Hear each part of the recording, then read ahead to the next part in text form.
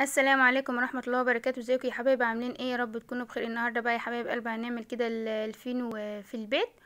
انا معايا كده قيمة كيلو دقيق، وجبت الكيلو الدقيق وجبت حطيت عليها نص معلقة بودر وخميرة ونطرة سكر ونطرة ملح. وهقول لكم الطريقة بتاعتها تاني واحنا بنعملها، بس دلوقتي شوفوا ما شاء الله يا حبايب قلبي الفينو بعد ما انا طلعته من الفرن ما شاء الله طلع طري وجميل قوي، ومن جوه حس ان هو عامل زي السفنجي كده ما شاء الله. شوفوا عامله ازاي. شوفوا حبايب قلبي ما شاء الله حلوة قوي. حبايب قلبي اللي مشرفيني من خارج مصر ومن جوه مصر، ما نحرمش من تعليقاتكم الجميله اللي مشرفاني دايما. شوف انا كده وريتك اول صينيه يا حبايب قلبي وتاني صينيه اهي ما شاء الله. تمام، تعالوا بقى اما اقول لكم الطريقه بتاعتنا. انا جبت كده كيلو دقيق وحطيت عليهم شويه ملح وشويه سكر وشويه كمان بودر، وجبت كده باكو كمان خميره معانا وحطيتهم عليهم دوبتهم فيهم وشويه زيت كمان عليهم على الدقيق. لفيتها الاول بشويه الزيت، وبعد كده حطيت بقى جبت شويه لبن على شويه ميه عشان تبقى خفيفه كده وطريه من جوه. وبعدين عجنتها بيها وسبتها بعد ما خمرت. ودلوقتي كده انا قطعتها يا حبايب قلبي. شوفوا ما شاء الله قطعتها قطع. واول ما نخلصها عجين نجيب كيس ونحطه بقى على الوش ونسيبها عليها يا حبايبي. وبعد كده اما تخمر لازم نلفها تاني كلها في قلب بعض عشان الخميرة بتاعتها بتبقى مرققاها وكده.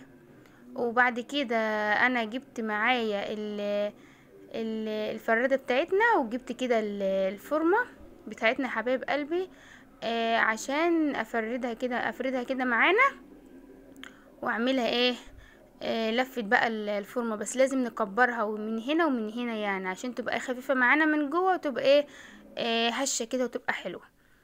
شوفوا انا الفرادة بتاعتي علشان الصينيه بتاعتي صغيره شلت الايدين بتاعتها. انا بلفها كده ما شاء الله. شوفوا بلفها ازاي الاول صغير، وانت بتلفي شدي لورا ولفي كده، ولازم نقفلها من هنا من الجناب من هنا ومن هنا. شوفوا ما شاء الله. وكمان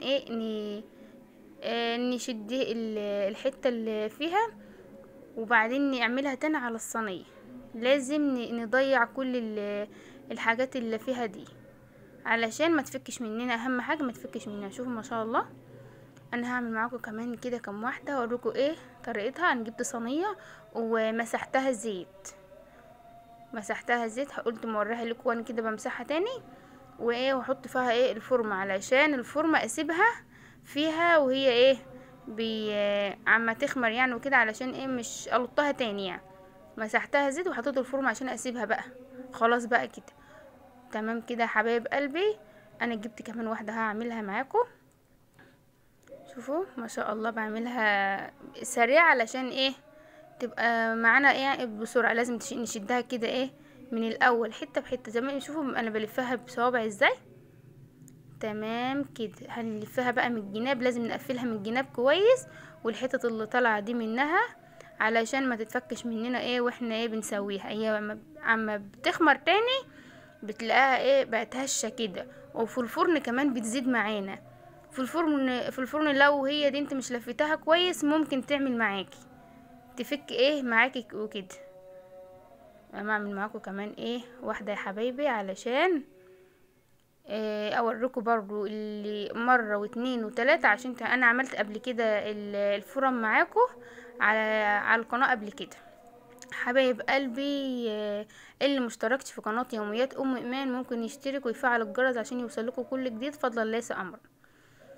انا دلوقتي بعملها كده بصوابعي عشان بيبقى فيها حتت كده من الجناب بتبقى لسه سميكة شوية. لازم بعملها كده بصوابع عشان تبقى كلها زي بعض. شوف انا بلفها وبعملها كده من الجناب. شوفوا ما شاء الله. والقطع بتاعتك اللي انت عاوزاها صغيره كبيره انا عملتها قبل كده صغيره، قلت ما اعملها كمان المره دي ليكوا كده ما تبقى كبيره شويه. شوفوا يا حبايبي ما شاء الله. علشان وانا في الطريقه الاولانيه مش حبيت ان انا ايه اطول عليكم وكده، علشان انا عملتها معاكم كامله على القناه قبل كده. هي الطريقه نفس الطريقه، بس ايه انا ايه حطيت هنا ايه شويه زيت على الدقيق في الاول وكده. شوفوا ما شاء الله يا حبايب قلبي. تمام كده. لازم اسويها من الجناب علشان لو فيها حاجه كده سميكه تبقى ايه مش تبقى عامله من الجناب وكده، عشان تطلع بقى ايه لفه معايا وحلوه الفورمه يا حبايب قلبي.